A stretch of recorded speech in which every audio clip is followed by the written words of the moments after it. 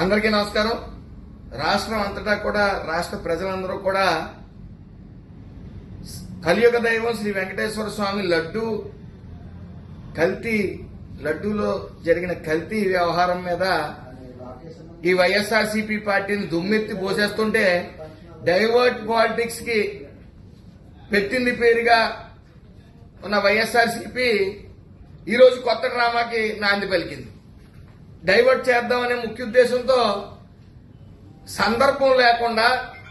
ఏ సందర్భం లేకుండా అంబటి నోరు పారేసుకుంటా ఉన్నాడు మాతృమూర్తి మీద కూడా. మీరు చేసిన పాపం ఏదైతే వ్యర్థాలు తిరుపతి ప్రసాదంలో కలిపారో అది ప్రజలేం కాదు, ఆ కలియుగ దైవం వెంకటేశ్వర స్వామి కూడా మిమ్మల్ని క్షమించడం.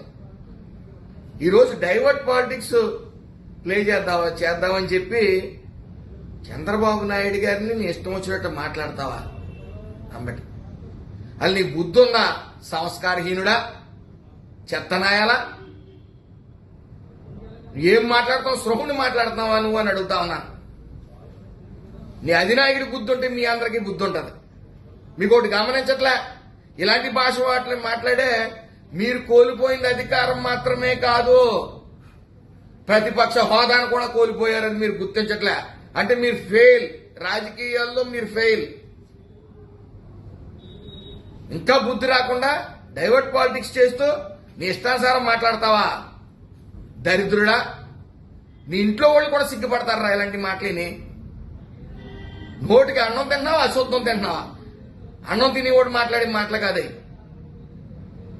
మాతృమూర్తిని రాష్ట్రం కోసం రేయింబాగా కష్టపడుతున్న ఓ మహోన్నత వ్యక్తిని నువ్వు మాట్లాడే భాష ఏంట్రా? ఎదవా ఆంబోతులో ఎదిగావు. ఆంబోతు అంటే ఇదేదో బాగుందని చెప్పి ఆంబోతులాగా అచ్చోసిన ఆంబోతులా రంకిలేస్తావు. ఎదవా, నీలాని సంస్కారహీనుని రోడ్ల మీద కూడా తిరగనివ్వకూడదురా ఎదవా. సభ్య సమాజం అటు ఉంచేయి, నీ ఇంట్లో వాళ్ళు కూడా సిగ్గుపడతారు.